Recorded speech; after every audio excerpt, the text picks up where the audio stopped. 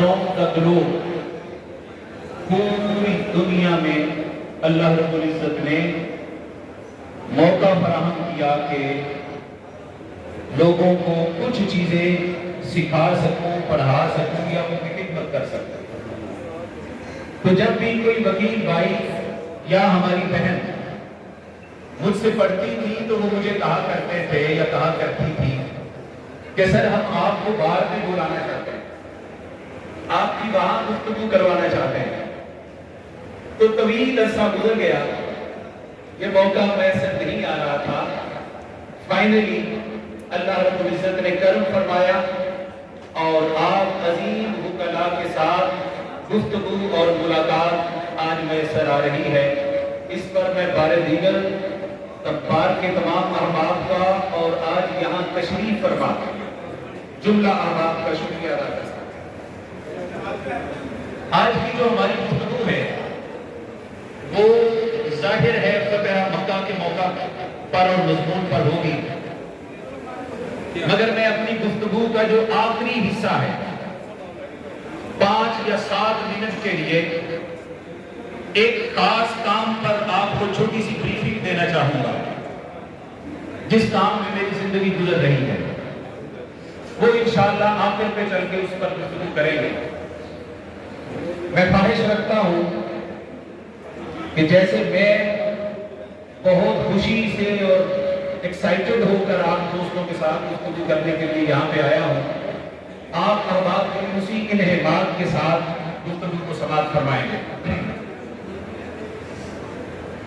احمد رضا بریلوی صاحب سے جب بات ہوئی تو انہوں نے فرمایا کہ فتح مکہ کو اور آقا علیہ الصلوۃ والسلام کی اس عظیم وکٹری کو، جو کائنات میں ایک گرین ریولیوشن جسے کہا جاتا ہے اور کہا جانا چاہیے، اس کو سیلیبریٹ کرنے کا بہت زیادہ موقع ہمیں نہیں ملتا۔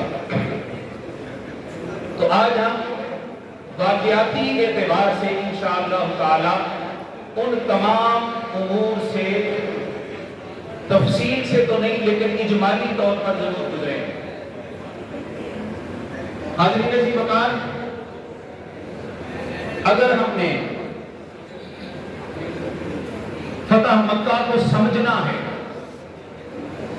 جو کہ آج ہجری میں پیش آیا، تو ہمیں فتح مکہ سے پہلے کے 6 مدینہ طیبہ میں ہجرت کرنے کے بعد 6 ہجری تک کی آقا علیہ الصلوۃ والسلام کی حیات مقدسہ کو سمجھنا ہوگا۔ اور اگر ہم نے اس 6 سالہ حیات مبارکہ کو سمجھنا ہے تو پھر ہجرت سے پہلے مکہ المکرمہ کی 13 سالہ جد و جہد کو بھی سمجھنا ہوگا۔ وہ 13 سالہ جد و جہد اگر ہم نے سمجھنی ہے تو کریم آقا علیہ الصلوۃ والسلام کی اعلان نبوت سے پہلے کی 40 برس کی زندگی کو بھی دیکھنا ہوگا، جس میں ہمیں آقا علیہ الصلوۃ والسلام یہ فرماتے ہوئے نظر آتے ہیں فَقَدْ لَبِثْتُ فِيكُمْ عُمُرًا مِّن قَبْلِهِ أَفَلَا تَعْقِلُونَ۔ لوگوں، میں نے تمہارے لیے اور تمہارے اندر اپنی زندگی کے 40 برس گزارے ہیں، افلا تعقلون، تو تم عقل نہیں رکھتے؟ یعنی اگر میری زندگی میں تمہیں ان 40 برسوں میں کوئی کمی، کوئی کجی، کوئی عیب، کوئی نقص، کوئی جوڑ نظر آتا ہے تو پھر میری دی ہوئی دعوت کو ٹکرا دو، اور اگر میرے 40 برس میں تمہیں کوئی کمی اور کجی نظر نہیں آتی تو میری اس دعوت پر لبیک کیوں نہیں کہتے جو میں ایک رب کی تمہیں دے رہا ہوں۔ تو جب تک ہمارے سامنے آقا علیہ الصلوۃ والسلام کی حیات مقدسہ کا ایک اجمالی نقشہ موجود نہ ہو تو حاضرین مکرم ہم کبھی بھی اپنی زندگیوں کو آقا علیہ الصلوۃ والسلام کے نقوش پا پر نہیں چلا سکتے۔ یہ جو کہا جاتا ہے کہ لَقَدْ كَانَ لَكُمْ فِي رَسُولِ اللَّهِ أُسْوَةٌ حَسَنَةٌ، میرے محبوب کی زندگی تمہارے لیے نمونہ عمل ہے۔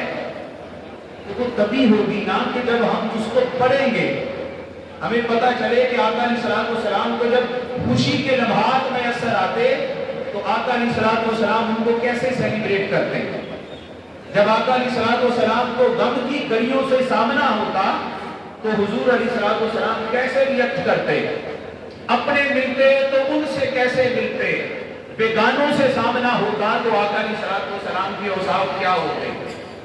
تو یہ اسی صورت ممکن ہے کہ جب ہم آقا علیہ السلام کی حیات مقدسہ کو تفصیل سے پڑھیں۔ اب آپ دیکھیے کہ آپ کے لیے یہ بڑا عجیب ہوگا، درس نظامی کا جو نصاب ہے جو ہمارے دینی مدارس میں پڑھایا جاتا ہے، اس دینی نصاب میں سیرت النبی کا موضوع ہی نہیں ہے سرے سے۔ یہ آپ وکلاء احباب شاید پہلی دفعہ یہ سن رہے ہیں، صرف اور صرف کتاب المغازی کے چند چیپٹر پڑھائے جاتے ہیں۔ مغازی کہتے ہیں جنگوں کو، تو آقا علیہ السلام کی حیات کا وہ پہلو جس میں آقا علیہ السلام نے ڈیفینسو وارز لڑی ہے، اپنا ڈیفینس کیا ہے، وہ غزوات اور سرایا پڑھائے جاتے ہیں، وہ دیگر پہلو حضور علیہ السلام کی حیات طیبہ کے نہیں پڑھائے جاتے۔ یہی وجہ ہے کہ مدارس دینیہ سے نکلنے والی لاٹ امت مسلمہ کے مسائل کو اینالائز بھی نہیں کر سکتی، اس کی گہرائی اور گہرائی میں بھی نہیں جا سکتی، اور جب اینالائز نہیں کر سکے گی تو ان سچویشن کو پھر اس کی پرابلم کیسے لوگوں کے سامنے، پرابلم کا سلوشن کیسے لوگوں کے سامنے آئے۔ تو حضور علیہ السلام کی حیات مقدسہ ہم میں سے ہر ایک کے لیے ایکولی امپورٹنٹ ہے کہ اب ہم اس کو پڑھیں۔ آپ براہ کرم کتابیں لیں سیرت کی، اور 15-20 دن لگتے ہیں آقا علیہ السلام کی ساری سیرت سے گزر جائے۔ یہ تمہیداً چند جملے عرض کرنے کے بعد اب ہم اپنے موضوع کی طرف چلتے ہیں۔ حاضرین عزیز وقار، میں امید کرتا ہوں کہ اگر آپ پوری توجہ دیں گے تو گفتگو کا لطف کئی گنا بڑھ جائے گا۔ مکہ کی وادی ہے، 1400 سال پیچھے چلتے ہیں، سیدنا عیسیٰ علیہ السلام کو دنیا سے تشریف لے جائے ہوئے 571 سال کا عرصہ بیت چکا، ان کی تعلیمات بھی مسخ ہو چکی اور اعمال میں بھی کلی بگاڑ آ چکا۔ کعبہ جو اللہ کا گھر تھا اس کا برہنہ طواف کیا جا رہا ہے، عورت کی تحقیر اور تذلیل کی جا رہی ہے، بیٹیوں کو زندہ دبوچ دیا جا رہا ہے، مظلوموں کو محکوموں کو اٹھنے نہیں دیا جا رہا، ان کے حقوق غصب کیے جا رہے ہیں۔ ایسے میں انسانیت پکار رہی تھی کہ مولا اب وہ ابر رحمت دے ہی دے جس کا تو نے انتظار کیا تھا۔ آقا علیہ السلام کی اعلان بعثت ہو جاتی ہے، حضور علیہ السلام اعلان نبوت فرما دیتے ہیں۔ حاضرین مکرم، 3 چیزیں ہیں آج کی گفتگو میں جو ہمیں سیکھنے کو ملیں گی۔ پہلی بات، آقا علیہ السلام کا مون سے عصیاں ہونا، دکھیوں کا سہارا ہونا، دکھیوں کا سہارا ہونا پہلی چیز۔ دوسری چیز جو ہمیں نظر آئے گی وہ یہ ہے کہ آقا علیہ السلام بطور ایک وار کمانڈر ان چیف کے آپ کس قدر آپ کی حکمت عملی مؤثر ہوا کرتی ہے۔ اور تیسری اور اہم بات جو ہمیں آج کی گفتگو میں ملے گی وہ یہ ہے حضور علیہ السلام کا رحمت للعالمین ہونا۔ آقا علیہ السلام تشریف لے آتے ہیں، وہی مکہ کے لوگ جو دور جاہلیت میں آقا علیہ السلام کو صادق اور امین کہہ کر پکار رہے ہیں، جو ہی حضور دعوت دیتے ہیں ایک رب کی تو وہ یکسر پلٹ جاتے ہیں۔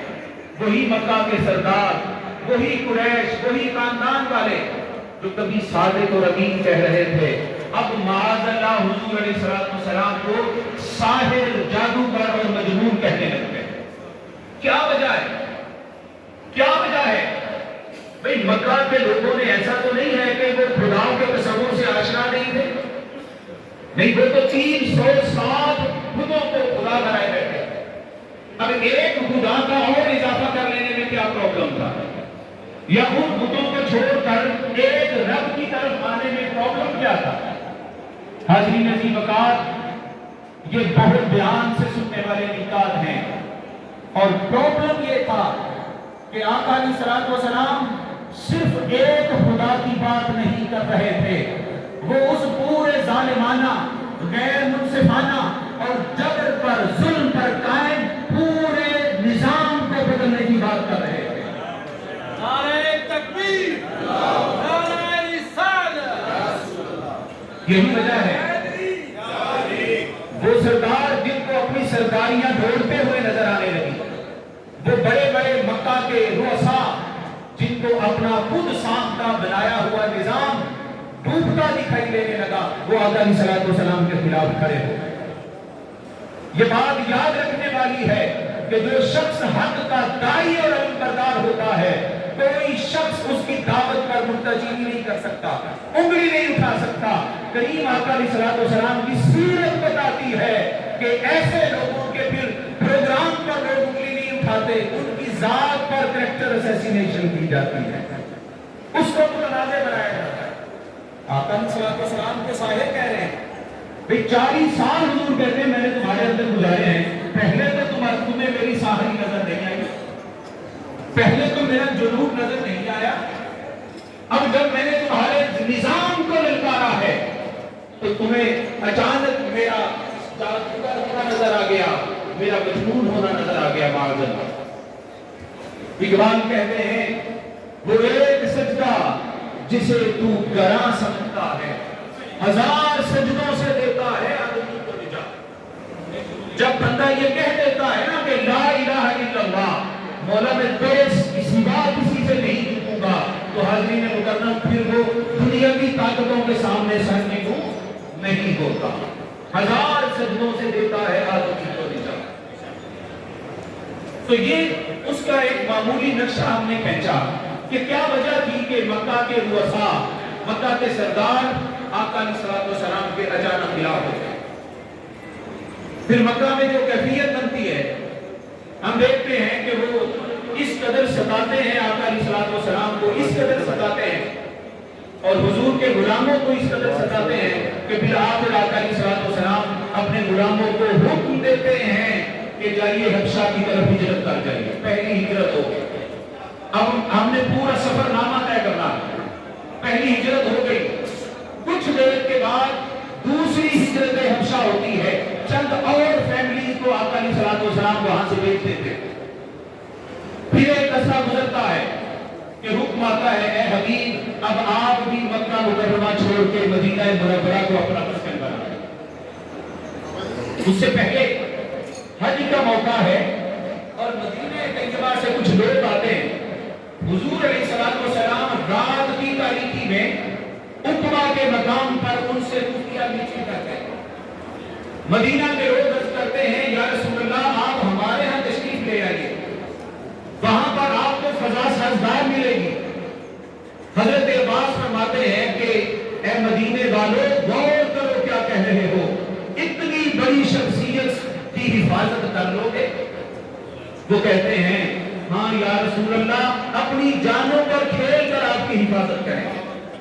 حضور علیہ الصلوۃ والسلام انہیں کچھ چھوٹی چھوٹی ڈیوٹیاں سونپ دیتے ہیں، وہ واپس چلے جاتے ہیں۔ اگلے سال پھر حج کے موقع پر وہی عقبہ کے مقام پر باہر دوسری میٹنگ ہوتی ہے، سارے معاملات فائنلائز ہو جاتے ہیں کہ آقا علیہ الصلوۃ والسلام حکم فرماتے ہیں اپنے صحابہ کو، فیملیز کو کہ اب تم لوگ سارے یکے بعد دیگرے مکہ سے مدینہ چلے جاؤ۔ ہجرت ہو گئی، کچھ دیر کے بعد آقا علیہ الصلوۃ والسلام کو بھی حکم ہو گیا، حضور علیہ الصلوۃ والسلام اپنے یار غار جناب ابوبکر صدیق اور ان کے خادم جناب عامر بن فہیرہ کے ساتھ مکہ چھوڑ کر مدینہ تشریف لے گئے۔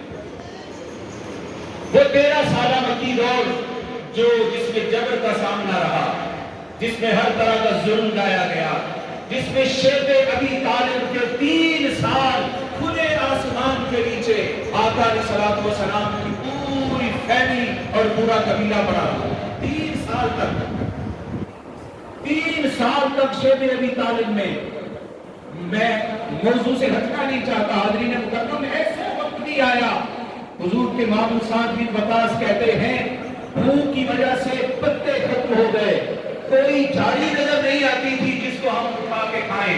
फरमाते हैं रात का वक्त था कि अंधेरा था, मेरे पांव के नीचे कोई नरम शय मुझे महसूस हुई, भूख की शिद्दत इतनी थी, थोड़ी उठा के मैंने निगल ली। फरमाते हैं खुदा की कसम आज के दिन तक मैं समझ नहीं पाया कि वो क्या शय। वहीं पर से ये कायनात भी थी, 5-5 दिनों की भूखी और प्यासी, वहीं पर सरवरे दो आलम भी थे, कायनात जिनके लिए बनाई गई, जिन्होंने फरमाया था इन्नमा अना कासिम वल्लाहु मुती, लोगों अल्लाह ने मुझे सब कुछ दे दिया है, आगे तस्लीम मैं करता हूं। तो खजानों के मालिक भी वही थे, तस्लीम और रजा का पैकर बने हुए। ये 13 साल मक्की दौर छूटा है और अब मुस्तफा यसरब को मदीना बनाने के लिए वहां तशरीफ ले गए। मेरे आका के कदम लगते हैं मदीना में, वो बीमारियों का गढ़ था, वो मोहब्बतों का, चाहतों का, बीमारियों को खत्म करने का सबसे बड़ा मरकज बन जाता है। हाज़रीन मुकर्रम, 6 हिजरी का वक्त आ गया है। याद रख लें, आपको तो खैर पता है, सारे पढ़े लिखे अहबाब हैं, तारीख 2 तरह से है जिसको हम काउंट करते हैं। एक कहते हैं सने ईस्वी, सने ईस्वी का आगाज होता है, ये जो इंग्लिश तारीख है हमारे पास, इसका आगाज होता है जनाब ईसा अलैहिस्सलाम की दुनिया से तशरीफ ले जाने के बाद, ये सने ईस्वी है, और इंग्लिश तारीख भी वही है। और दूसरी तारीख जो मुसलमानों की है वो सने हिजरी है। इसका आगाज होता है आका अलैहिस्सलाम की हिजरत के बाद। तो आका अलैहिस्सलाम जब मदीना मुनव्वरा में तशरीफ लाए तो यहाँ पर एक साजगार माहौल था, दीन की दावत थी। आप हैरान होंगे कि 13 साल मक्की दौर में इस कदर जिद्दोजहद है तहरीक इस्लामी के लिए, और जब आका अलैहिस्सलाम मदीना हिजरत फरमा रहे हैं तो चंद सौ आप उनको 200-300 लोग भी नहीं कह सकते जो हुजूर के साथ हैं। मगर कुर्बान जाए, 6 हिजरी का वक्त आ गया, करीम आका को ख्वाब आता है। ख्वाब ये आता है कि हुजूर अपने गुलामों के हमरा मक्का मुकर्रमा में उम्रा अदा फरमा रहे हैं और तवाफ कर रहे हैं। जब ये ख्वाब सुनाया आका अलैहिस्सलाम ने, तो वो जो शौक